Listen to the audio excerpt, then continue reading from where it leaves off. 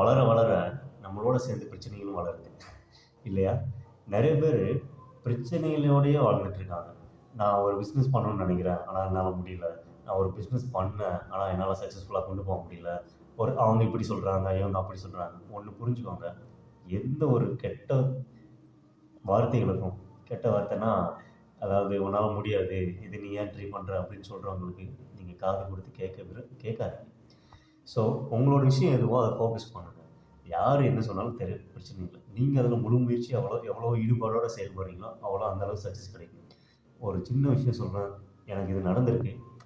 நீங்கள் ஒரு விஷயத்த எவ்வளோ டீப்பாக திங்க் பண்ணுறீங்களோ, அதாவது இப்போ நான் ஒரு கார் வாங்கணும்னு நினைக்கிறேன், ஆனால் என்கிட்ட காசு இல்லை.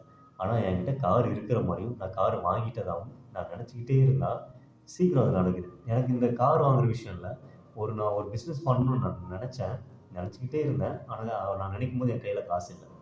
அதை நான் நினைக்க என்னோடய அந்த மைண்டு என்ன செய்யுதுன்னா, அந்த விஷயத்தை நோக்கி என்னை தள்ளுது. ஸோ எந்த ஒரு விஷயத்த நம்ம அதிக அளவு நினைக்கிறோமோ அது நமக்கு கண்டிப்பாக நடக்கும். இது உண்மை. நீங்களும் ட்ரை பண்ணி பாருங்கள். உங்களுக்கு அந்த மாதிரி எதுவும் நடந்துச்சுன்னா என்கிட்ட ஷேர் பண்ணுங்கள்.